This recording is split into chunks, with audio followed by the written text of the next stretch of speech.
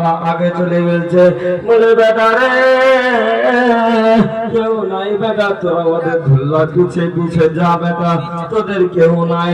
মোহাম্মদ ইব্রাহিম এতিম, কেউ নাই। মোহাম্মদ ইব্রাহিম চললেন, যেতে যেতে রাত কাটলো। রাত কাটার পরে এবার এক বাসিতে এবার কিন্তু দেখতে পাচ্ছে রাত্রে চলে যায়। রাত্রে যাওয়ার পরে রাত্রে যায় আস্তে আস্তে যাচ্ছে, ঘানা চিনতে পারছেন না। এবার মোহাম্মদ ইব্রাহিম দুই ভাইয়ের কেহ নাই, মা বাবা সবাই চলে গিয়েছে কবরে। দুই ভাইয়ের কেহ নাই, দুই ভাই রাত্রে চলে গেল। রাত্রে যাওয়ার পরে সকাল হওয়ার পরে এবার ইব্রাহিম মোহাম্মদ বলে ভাই গো ভাই, এখন যাইও না ভাই, এখন যাইলে কাফেররা আমাকে ধরে ফেলবে।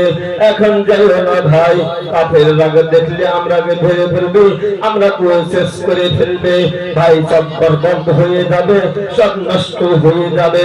এমনি করে জঙ্গলে রইলেন, জঙ্গলে ব্যবস্থা করলেন।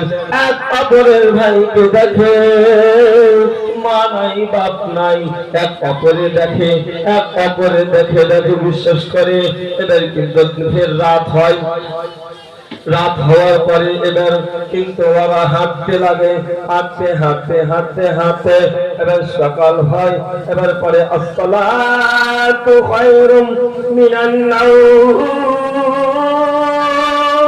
আযান হয়।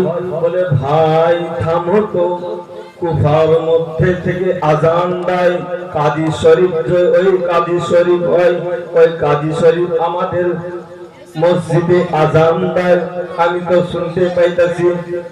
বলছে হ্যাঁ ভাই, এত ছেলেরা রাস্তা চিনতে পারেনি, ছেলেদের বাপ নাই মা নাই কেহ নাই, ছেলেরা রাস্তা চিনতে পারেনি, ছেলেদের কেউ নাই।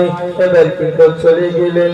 যেতে রাত হয়। এবার কিন্তু দিয়ে ফের সকালে, এবার কিন্তু সকালে জঙ্গলে লুকিয়ে থাকেন।